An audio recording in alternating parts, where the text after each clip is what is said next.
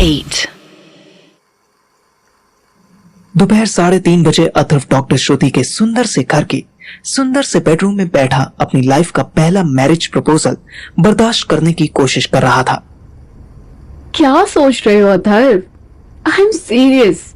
मैं अब उस एज में नहीं रही कि पहले 5 साल तक प्यार प्यार खेलूं और फिर एक दिन अपने बॉयफ्रेंड को किसी और लड़की के साथ देखकर रोती फिरूं। सॉरी, ये करने का टाइम चला गया। अथर्व को यह ताना दिल के बीचों बीच लगा था। उसने नजरें झुका ली।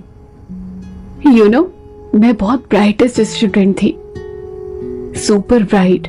मेरे पेरेंट्स से ज्यादा तो मेरे टीचर्स को भरोसा था कि मैं एमबीबीएस करूंगी। और तुम फोटोग्राफी करना चाहते थे? डोंट नो यार, फोटोग्राफी तो मैं अभी भी करती हूँ। इसको प्रोफेशन बनाने लायक हिम्मत मुझ में तब भी नहीं थी, अब भी नहीं है। No, this is my hobby. I can't earn a living from it. But इतनी स्टडीज के चक्कर में मैं वो कॉलेज लाइफ नहीं एंजॉय कर सकी जो तुम कर रहे हो। मैं क्लियर थी कि मुझे step by step her exam को सीरियस लेना है, उसमें टॉप करना है और इंडियाज बेस्ट डॉक्टर बनना है, लोगों की हेल्प करनी है। But I achieved everything. I wanted. Still, I'm not enjoying my life like you, like Parthiv and his friend. क्या नाम है उसका? सुहानी। Yes, Suhani. You guys are actually enjoying the life. मैं दिन भर सोती हूँ और रात में पेशेंट को नींद आ जाए इसके लिए इंजेक्शन देती हूँ। मेरे पास इतना टाइम नहीं है अथर्व कि मैं तुम्हें मनाऊं, तुम लॉयल हो कि नहीं इस पर नजर रखूं, तुम्हारे पीछे पीछे घूमूं। सॉरी, मैं ये नहीं कर सकती। और फैमिली? अभी तो तुमने सारे ऑड्स बताए, एज, कास्ट एंड ऑल। तुम्हारी फैमिली मान जाएगी मेरे लिए? श्रुति सोचने लगी। अथर्व को हाथ पर बंधी बैंडेज टाइट लग रही थी। वो उसे थोड़ा सा लूज करने की कोशिश करने लगी। हाँ, आई गेस मैंने अब तक वो सब किया जो फैमिली ने चाहा। तुम्हारे केस में मैं उन्हें कन्विंस कर लूंगी। प्रियंका चोपड़ा और निक जॉन ने भी तो एज गैप में शादी की है। बट फैमिली इशू नहीं है, इशू तुम हो अथर्व। मैंने क्या किया? तुमने श्रेया को चीट किया। तुम लॉयल नहीं हो। उसका रीजन था, वैलिड रीजन था। हर चीटर के पास चीटिंग के वैलिड रीजन होते हैं। तुम्हें कैसे पता? तुम्हारे साथ तो कभी चीटिंग हुई नहीं ना। तुमने तो अभी सुना भी नहीं कि वो रीजन क्या है, फिर कैसे पता? राइट, बताओ। अथर्व ने सेटराइसिस और उससे जुड़ी सारी कहानी श्रुति को सुना दी। उसने ये भी बता दिया कि श्रेया और उसने कभी सेक्स नहीं किया। ऐसी किसी बीमारी के बारे में मैंने नहीं सुना, पर मैं मान लेती हूँ कि तुम सच कह रहे हो। But then what? शादी से पहले मैं भी कुछ गलत नहीं करना चाहती, और शादी के बाद अगर तुम किसी और लड़की के साथ दिख गए तो इंस्टेंट डिवोर्स दे दूंगी। मैं जिससे प्यार करूं उसे शेयर नहीं कर सकती। मैं कहीं बाहर जाऊंगा ही नहीं अगर तुम मुझे सेटिस्फाई रखोगी। अगर मगर की कोई बात नहीं है। तुमने बताया था ना कि तुम्हारे ये इशू साइकोलॉजिकल है, तो तुम मेरे साथ साइकोलॉजिकली सेटिस्फाई हो तो फिजिकली भी रहोगे। Then where is the space? मैं क्या करूं, क्या कहूं, कुछ समझ नहीं आ रहा। मैं समझती हूँ, सबसे पहले अपने एग्जाम दो, अच्छे से ग्रेजुएट हो जाओ, उसके बाद अपना ट्रीटमेंट करवाओ। फिर भी तुम्हें लगता है कि तुम मुझे ही पसंद करते हो तो मेरे पास आओ।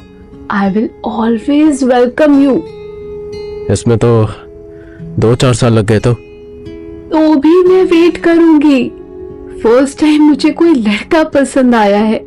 2-4 साल क्या, अगर ये लड़का प्रॉमिस करके कि मेरे पास ही आएगा और फिर कहीं नहीं जाएगा तो मैं पूरी लाइफ इंतजार करते हुए निकाल सकती हूँ।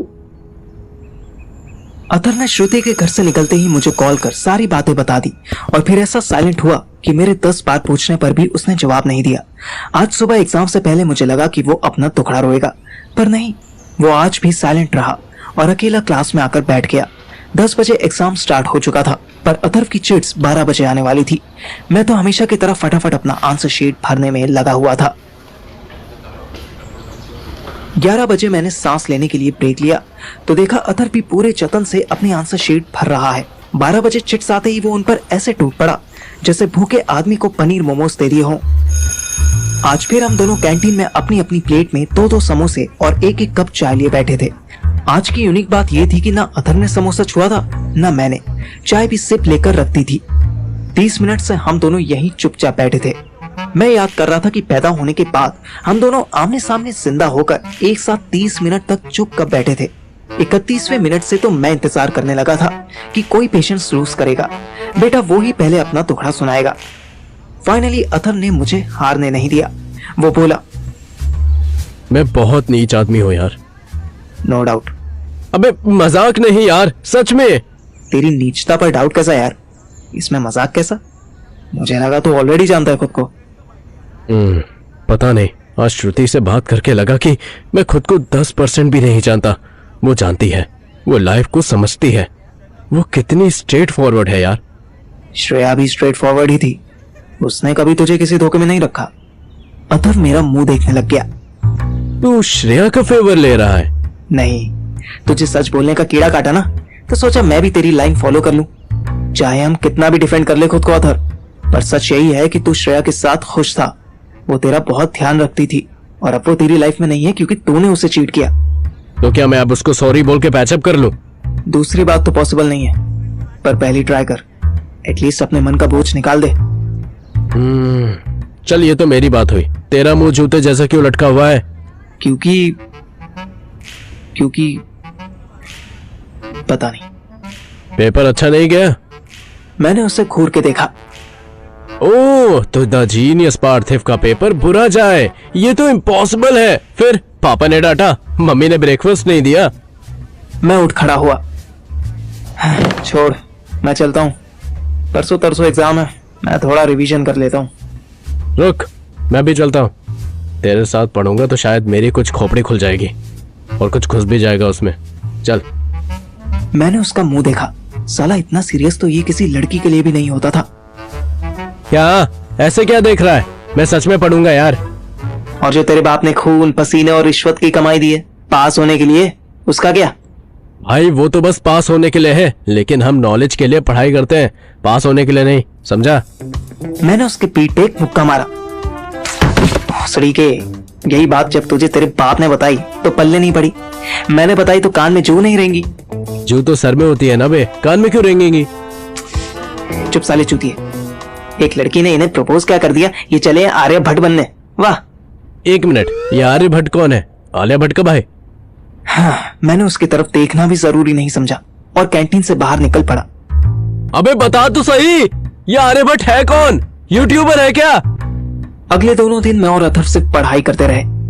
हाँ, अथर्व बीच बीच में 25-30 मिनट के लिए बाथरूम चले जाता था, पर बाकी टाइम सच में पढ़ रहा था। नेक्स्ट एग्जाम हम दोनों का ही बढ़िया गया, पर ना मैं सुहानी से मिल पाया और ना ही अथर्व को श्रेया दिखी। अब क्योंकि लास्ट एग्जाम बचा था, इसलिए मैं अथर्व से बकबक करने के लिए कैंटीन गया ही नहीं। 5th एग्जाम के टाइम सारे स्टूडेंट्स इतने रिलैक्स लग रहे थे कि जैसे बेटी की शादी करके आए हों। मेरी तैयारी तो ठीक ठाक ही थी, पर अथर्व ऐसे सेट होकर आया था कि आज 100% आंसर शीट भर के ही मानेगा। एग्जाम शुरू हुआ, 1 घंटा बीता, 2 घंटे बीते, 12 बज गया। इन्विजिलेटर आया, पर उसने किसी को भी चिट्स नहीं दी। अथर्व उल्लुओं की तरह मेरा मुंह देखता रहा। 1 बजे एग्जाम खत्म हुआ तो हम बाहर निकले। साले ने आज चिट्ठी नहीं दी। हाँ, चल पहले पार्किंग में ही चलते हैं। कल कितने पैसे ट्रांसफर किए थे इसे? कल तो लास्ट इंस्टॉलमेंट थी, 15 के दिए थे। तभी साला हरामी आज चीटिंग कर गया, तेरी वजह से हुआ है साले। हम दोनों पार्किंग की तरफ जाने लगे। अबे तुझे चीटिंग करनी थी, उसको चीटिंग करवानी थी। उसने तेरे साथ ही चीटिंग कर दी और तेरी चिट्स तुझे नहीं दी। इसमें तुम मुझे चीटर क्यों समझ रहा है? भोसड़ी के, चंदू के चाचा की चांदनी रात वाला ड्रामा मत फैला। साला टंग ट्विस्टर बना रहा है यहाँ पे। मैं तुझे चीटर नहीं कह रहा, मैं ये कह रहा हूँ कि वो तुझसे चिढ़ गया होगा कि तूने 500 रुपए के लिए मना कर दिया, तो उसने सोचा होगा कि लास्ट एग्जाम के पैसे पूरे ही जेब में रख लेता हूँ। आना। अभी उसकी जेब फाड़ते हैं। हम दोनों पार्किंग में पहुंचे। वहां कोई सुकड़ी सा लड़का खड़ा था। 4-5 बच्चे उसे घेर कर बहस कर रहे थे। हम भी उनमें पहुंच गए। ओ पहलवान, पार्किंग वाला कहाँ है? भैया मैं इन लोगों को भी यही बता रहा हूँ कि वो एक दिन के लिए गांव गए हैं और वो परसों आ जाएंगे। ओ मैथमेटिक्स के फकीर, अगर परसों वापस आ रहे तो 2 दिन हुए ना। हाँ भैया वही, परसों आ जाएंगे और आप उन्हीं से लड़ लेना। तो उनका क्या लगता है? भैया मैं तो उनके गांव का हूँ और वो मुझे यहाँ एक दिन के लिए ही छोड़ के गए हैं। फिर वो 2 दिन को 1 काउंट कर रहा था, पर यहाँ बहस करके कोई फायदा नहीं था। भाई मेरे, तेरी एक सब्जेक्ट में तो बैक आएगी मतलब। अब अपनी मम्मी को समझा सके तो समझा ले। समझना ही पड़ेगा, वैसे भी क्या पता ना भी आए। 12 बजे से पहले मैं 50% पेपर भर चुका था। अच्छा जी, क्या भरा था उसमें? गाने।